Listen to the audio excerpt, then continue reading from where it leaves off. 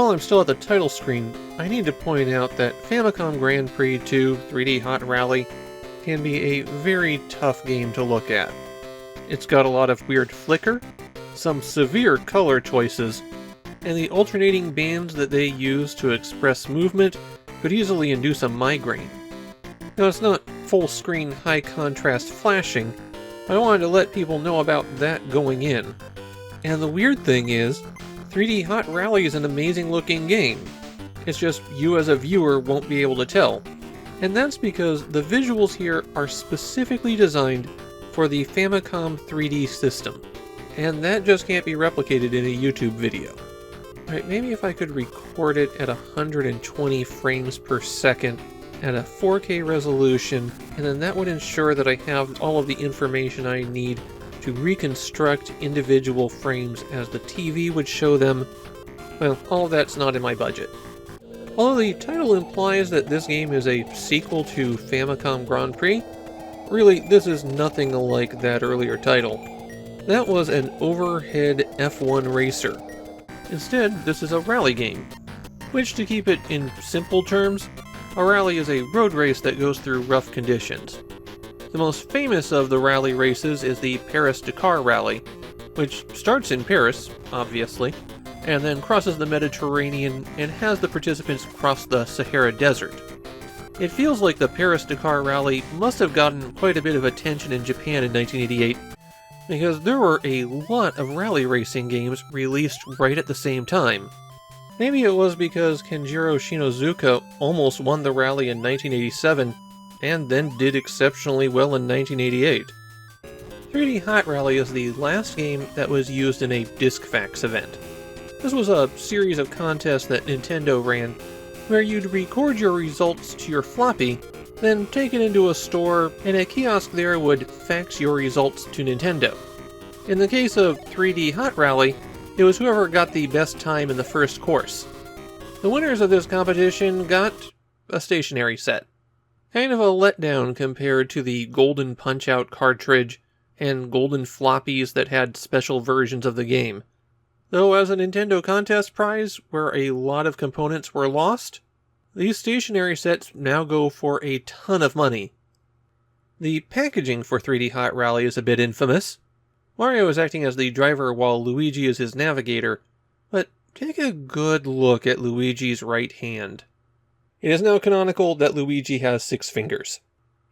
When you're ready to start playing, the first thing you have to do is hit left and right to select a car.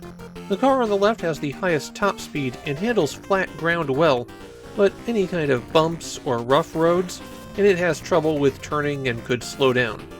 The truck in the middle has a lower top speed, but it doesn't lose as much speed when it's going uphill, and it has good grip on snowy terrain. The Beetle with big wheels on the right has the slowest top speed, but to compensate for that, it handles really well on bad terrain, and has a high durability. After you've chosen a car, you have to pick which course you're driving. There's 3 different rally races to choose from, and only the first one was used for the contest. You also have to pick where in the race you want your repair station to be. The repair station is at the checkpoint for that node, and when you pass through it, your car recovers all of its damage. It's not a pit stop, it's completely automatic. However, you might notice on those routes, it's possible to not pass through the repair point.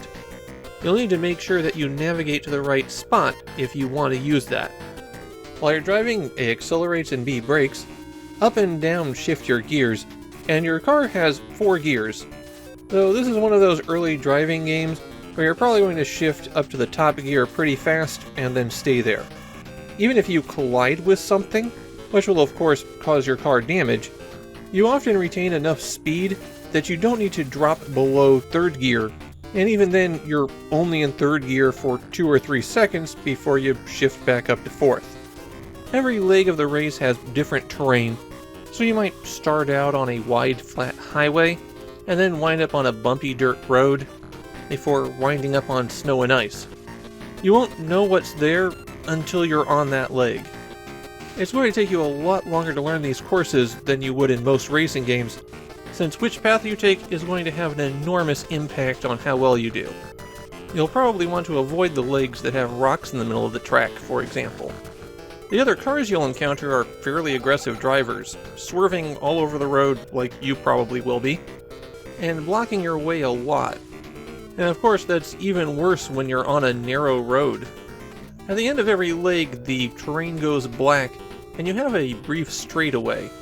That's your signal to get ready for the course to branch, or possibly merge, or in a few cases go straight. The key here is that it's transitioning to something different. During the race you'll find hot markers. They're exclamation points with an H in them. If you collect 10 of these, then you can upshift from 4th gear, and that'll put you into a super turbo mode, where you'll go a lot faster, but you'll also have a lot better grip. You probably don't want to use this on rocky terrain where there's a lot of curves. You'll wind up slamming into things and damaging your car a lot that way. But if you use it someplace safe, like, say, the zones between legs, then it can really help you a lot. And just because you have a full hotbar, doesn't mean you should avoid collecting those exclamation points. While the bar goes up to 10, you can actually have up to 20. So you could use the boost, collect more as you're boosting, and then come out of the boost with the ability to boost again. You do have a time limit as you're racing, and if you fail to reach the next checkpoint in that time, then your time bank starts counting down. If that reaches 0, your engine turns off, though you could still coast through the next checkpoint. The time bank starts with 20 seconds, and if you manage to reach a checkpoint before it starts depleting, then the extra time is added to your time bank. If you come to a stop after the time bank runs out, or if your car takes too much damage, then you're forced to retire from the race. And there you can immediately retry or go back to make a new selection of cars and courses. If you make it all the way to the end of a course, then you have the option to save your time as well. As I mentioned at the outset, 3D Hot Rally was really designed for the Famicom 3D system. In fact, it was the last game compatible with the Famicom 3D system. The 3D system was a pair of LCD shutter glasses. Basically, the lens of each glass was an LCD, and it would flash these dark 30 times a second. The left and right eye would alternate, and so with a synchronized TV signal, each eye would get a different picture, creating an illusion of depth. An issue with this technology, though, was that even when the shutter wasn't on, it's not clear. You're basically wearing sunglasses as you play. That's why 3D Hot Rally is so garish. When you drop the brightness by about a half, it actually looks a lot better. On top of that, scaling it back to an effective 30 frames per second makes all that flickery look of the road and interface go away. I recorded all of my non-3D footage first, and I was thinking, well, this is a real disappointment. This isn't anywhere near as good as Nintendo's other racing efforts. And then, after I concluded that, I got my 3D glasses B-roll footage, and it all clicked.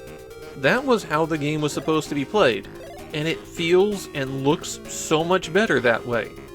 It's just something that can't be replicated on YouTube. If you like, you can make a real stretch that this game is an early Mario Kart title. Mario and Luigi are racing after all. Well, I don't think anyone would really buy that if you tried to pull it on them. However, the Mario Kart series does pay homage to 3D Hot Rally. In Mario Kart Wii, you can drive the monster beetle that's in this game. So Mario and Luigi can still drive it. Japanese players point to 3D Hot Rally as one of the best 8-bit racing games, and I don't know if I'd go that far. I still have a few issues with how the racing feels, like how your car always goes flying if you're in 4th gear and hit a bump, and how the opposing cars don't have to worry about debris on the road, which makes their aggressive driving when there is debris on the road extra annoying. But I'd still say this is a pretty good racer. Definitely one where there's a lot more going on than it first seems. Figuring out the terrain to use, which path is best for your car, and the booster that gives you a lot more flexibility than some turbo modes, that works really well here. And if you play with the 3D system, then the headache-inducing visual design goes away, and it becomes really impressive. This is a pretty neat game, and it's a shame that so few people will be able to enjoy it the way it is meant to be played.